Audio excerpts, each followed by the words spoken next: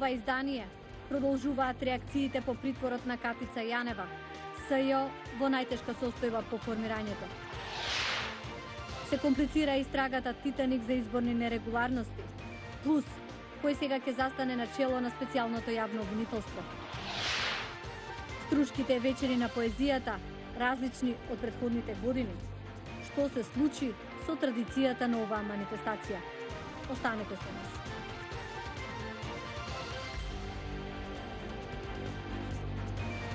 Поздрав од Вашингтон. Ова е ТВ журналот Ньюсфлеш на гласот на Америка на македонски. Јас сум Милена Ѓоргиевска.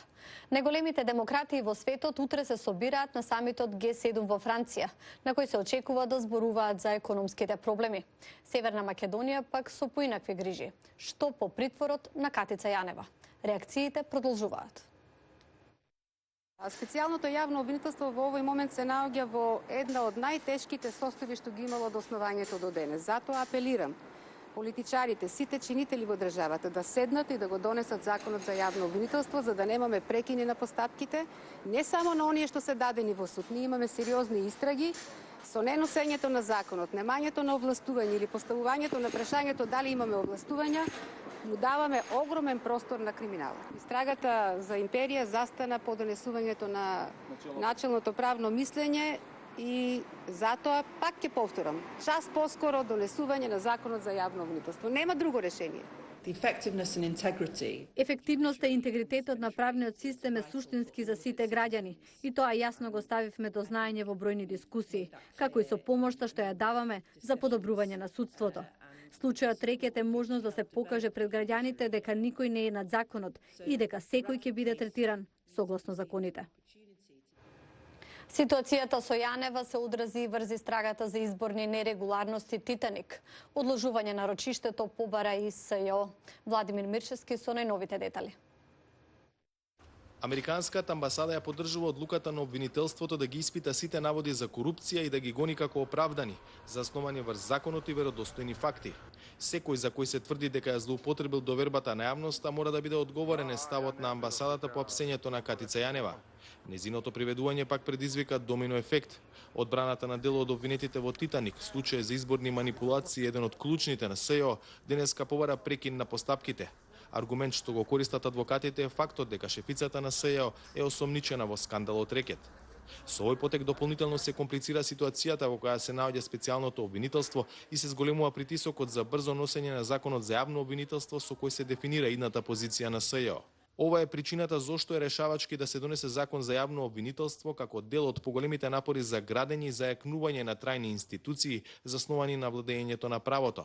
Ова ќе осигура дека специјалното јавно обвинителство може да продолжи со својата важна работа и да продолжи да ги следи своите случаи без прекини, што пак ќе помогне на Северна Македонија да напредува во интеграцијата кон НАТО и Европа, соопштуваат од амбасадата на САД. И владеачки од СДСМ пак повика на носење на законот.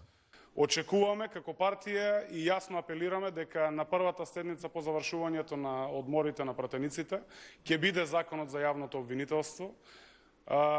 Суштинска е потребата од носењето на еден таков закон, а се во интерес на воспоставувањето на правната држава во Република Северна Македонија. Очекувам сите мои колеги пратеници дека ќе се издигнат навистина над партиските интереси и во функција на правото, правната држава, секако во интерес на граѓаните, со консензус да го донесеме законот за јавното обвинителство. За текстот на законот што е поднесен во собранието за сега нема договор со опозицијата. Во однос на тоа каков законски текст ќе биде вклучен за да се донесе закон, потребен е консензус, за да биде постигнат консензус.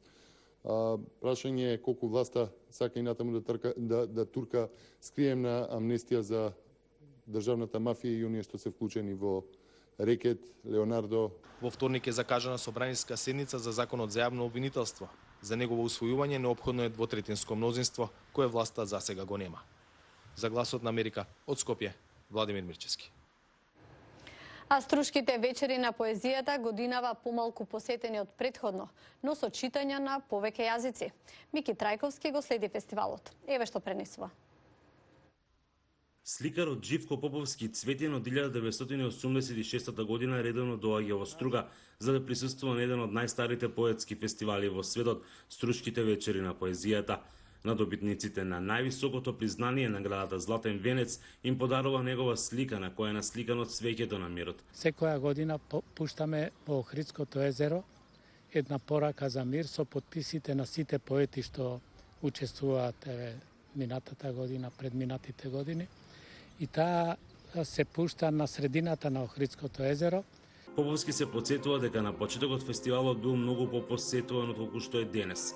По старите стружани пак дека целиот народ некогаш живеел за фестивалот, а граѓанството учествувало во неговите подготовки. Во тој период имаше, така да речам, еден друг дух, каде што поезијата извираше, да речам, од секој што доваѓаше тука. А посебно отварањето и мостовите, цела Струга беше излезена. Посетени беа многу, што сега гледам дека недостасува публика. Зошто е тоа така? Има многу фактори сигурно. Поетот Ивица Джепаровски вели дека Стручките вечери денес успешно се прилагодуваат на новите времиња. Во однос на публиката се менува, порано беше масовен со оглед на општеството и социјалистичкиот пристап. Сега е постеснет фестивалот, но поупатена е публиката која што доаѓа, така што добива една друга димензија самиот фестивал. Се инсистира на квалитетна публика, на целна публика која се разбира. Таквите настани вообичаено таква ги следи, меѓутоа масовните настани, спектаклите од она што биле некогаш Стручки вечери со 200-300 поети од целиот свет, тоа е еден застарен концепт. Организаторите пак бараат начини како да ја вратат публиката во Струга. Значи од Скопје до Струга ќе има организиран превоз, бесплатен превоз, со кој што љубителите на публиката кои што од објективни причини се спречени да останат подолго време на фестивалот, ќе може да дојдат, да го проследат отварањето на програмските содржини и да се вратат истата вечер.